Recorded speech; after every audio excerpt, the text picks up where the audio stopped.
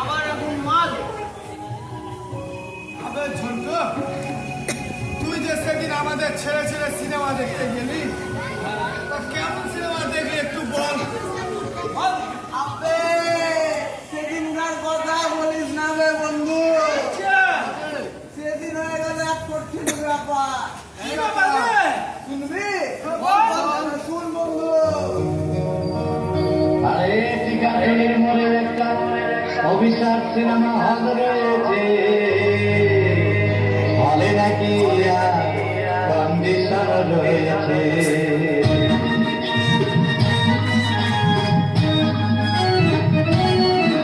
আরে টিকাটির মোড়ে একটা হল রয়েছে, হলে নাকি কন্ডিশন রয়েছে।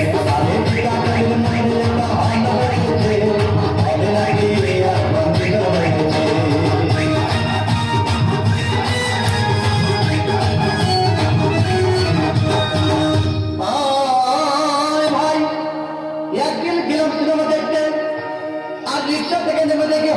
সুন্দরী মেয়ে দাঁড়িয়ে আছে, হঠাৎ দেখি সেই মেয়েটির চোখে আমার চোখ পড়েছে। হলে নাকি কন্ডিশন রয়েছে, আরেকটি গাছের মোড়ে একটা হর্ন রয়েছে, হলে নাকি কন্ডিশন রয়েছে।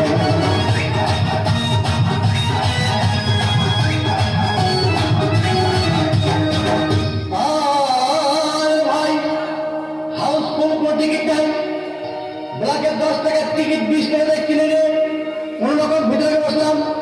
হঠাৎ দেখি পাশে চেয়ে সেই মেয়েটি আমার পাশেই বসেছে। হবে নাকি কন্ডিশন রয়েছে, আরেকটি গাছের মোড়ে একটা হর্ন রয়েছে, হবে নাকি কন্ডিশন রয়েছে।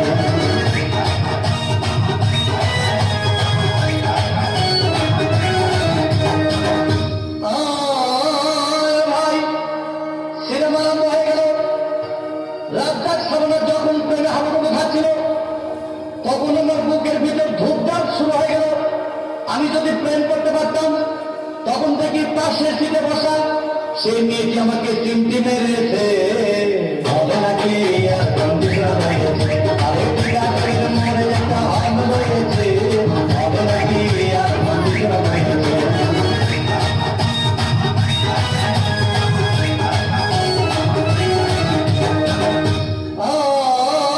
ভাই আমি মেয়েটিকে বললাম তোমার নাম কি? বললাম মালতী বিবি। পাগল মালতী বিবি বলে সেই মেয়েটি একটা ফকলা হাসি দিয়েছে। হবে নাকি কন্ডিশন রয়েছে, আরেকটি গাছের মোড়ে একটা হর্ন রয়েছে, হবে নাকি কন্ডিশন রয়েছে।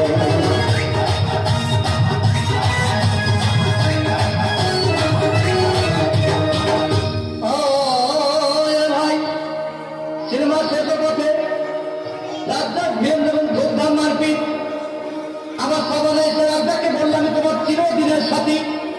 তখন দেখি পাশে ছিঁড়ে বসা সেই মেয়েটি আমাকে জড়িয়ে ধরেছে।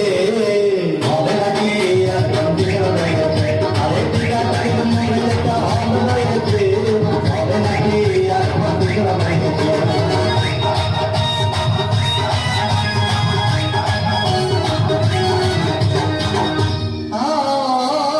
ভাই সিনেমা শেষ হয়ে গেল, বাইরে আসলাম, রিক্সা নিলাম। হঠাৎ দেখি মেয়েটি দৌড়ে এসে আমার রিক্সার ভিতর চেপে বসেছে। হবে নাকি কন্ডিশন রয়েছে, আরেকটি গাছের মোড়ে একটা হর্ন রয়েছে, হবে নাকি কন্ডিশন রয়েছে।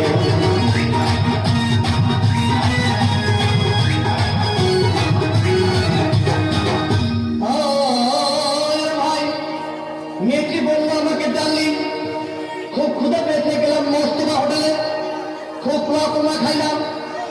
হঠাৎ দেখি বয় একটা 500 টাকার বিল এনেছে। বিল না দেখে তখন আমার মাথা ঘুরেছে। হবে নাকি কন্ডিশন রয়েছে, আরেকটি গাছের মোড়ে একটা হর্ন রয়েছে, হবে নাকি কন্ডিশন রয়েছে।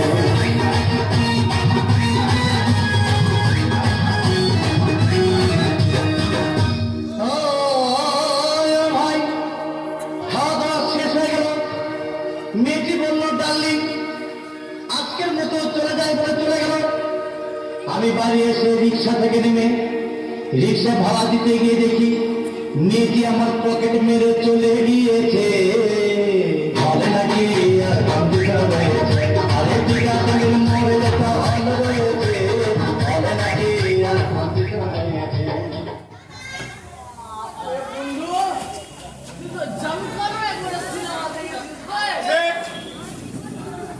আবে দেখলা তোরে আর ভালো লাগছে না বন্ধু। এই কাঁচা বাজার তুমি একটা বলো না কাঁচা বাজার করো ঠিক আছে কাঁচা বাজার করো দেখো কাঁচা বাজার করো বাজারটা বিল দেখবো বল আবে এগুলা করে ভালো লাগছে না রে বন্ধু। চল কোথাও থেকে একটু ঘুরে আস।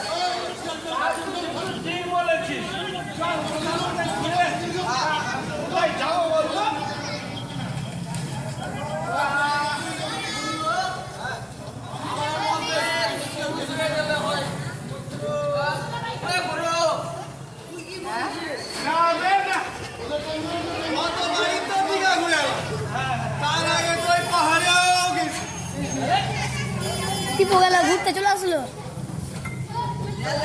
সমুদ্র পাহাড় তাহলে আমরা কোথায় যাবো এবারে যাবো উড়িষ্যার কোরাপুর জেলা। এখানে আছে টুটুমা। ওটা আবার কি রে? আবে আদিবাসী গ্রাম, ঘন জঙ্গল, আর আছে টুটুমা ওয়াটারফল।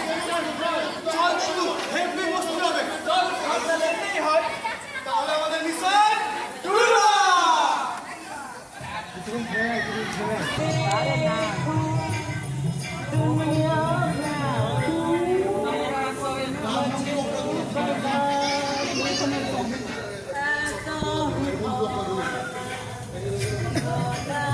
মানে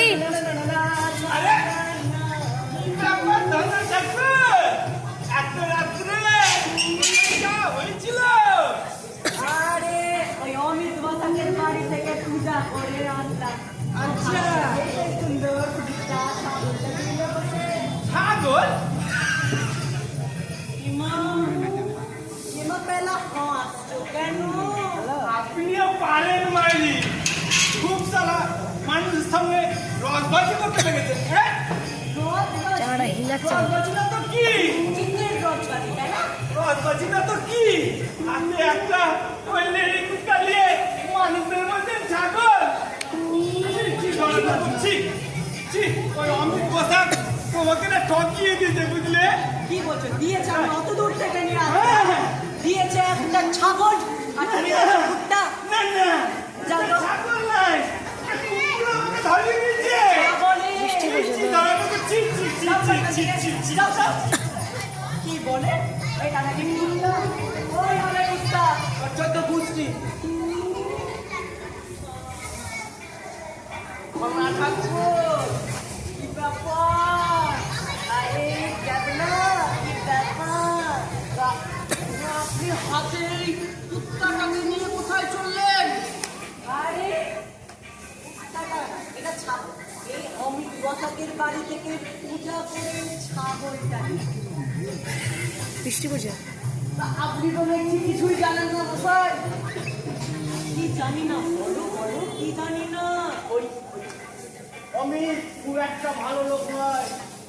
বাড়িতে সেজন্য ছখানা কুত্তা পুষে, ওটারই হয়তো একটা বাচ্চাকে আপনাকে ছাগল বলে ধরিয়ে দিয়েছে। ধরে দেখুন, বিশ্বাস করতে পারলো না। আমি অত দূর থেকে নিয়ে আসলাম। আচ্ছা আমার কথা বিশ্বাস হচ্ছে না? ঠিক আছে আপনি ভালো করে নেড়ে চেড়ে দেখুন।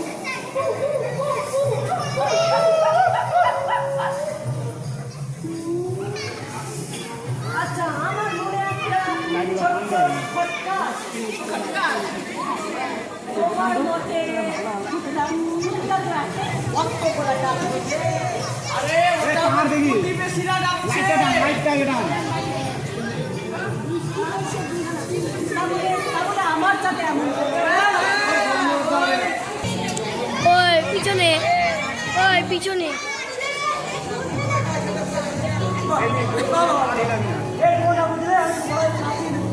মনে হচ্ছে হিদালে আবার মার খাবে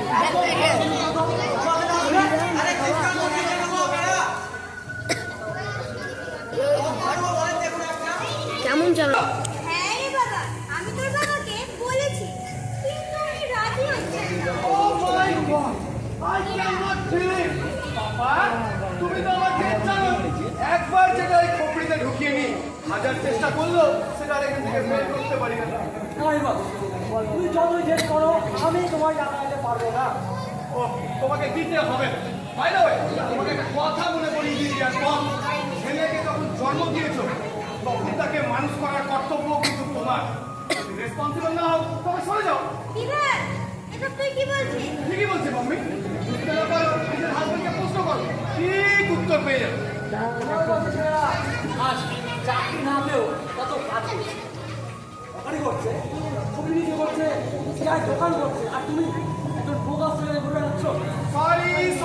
সরি ডিয়ার বস, তোমার এই আশা দিবাস ভট্টাচার্য পূর্ণ করতে পারবে না। তাছাড়া এই সমাজ কি বলবে? বিল্লধর ভট্টাচার্যের ছেলে একজন সবজি বিক্রেতা, হকার, চা বিক্রেতা। তোমার লজ্জা করে না? না, রাখবে না লজ্জা। তুমি যা কিছু করতে পারো, আমি তোমায় টাকা দিতে পারবো না। আমি কিছু বলতে পারি না আমি মায়ের ওই হাতটা বেচে আমার ব্যবস্থা ঠিক করে দেবো। আর বেশি বাড়াবাড়ি করলে এমন জায়গায় চলে যাবো না, দুজন বুড়া বুড়ি হাত কাপড়ে বসে থাকবে। Bye Pom, bye mummy. ওগো শোনো শোনো, এই কাঠটার মধ্যে ওকে ঢুকে দাও, আর কোনোদিন তোমরা তোর ব্যাপারে কিছু বলবো না। ঠিক আছে রেখা, ছেলেকে জিজ্ঞেস করো ওর কত টাকা লাগবে, কি কথায় প্রশ্ন হলে জমা দিয়ে দেবো। বাবা তো রেখা, মন্দিরে জুতো মনে রেখো, বিবাহ কিন্তু সন্ধ্যের সময় ছাড়িয়ে যাচ্ছে।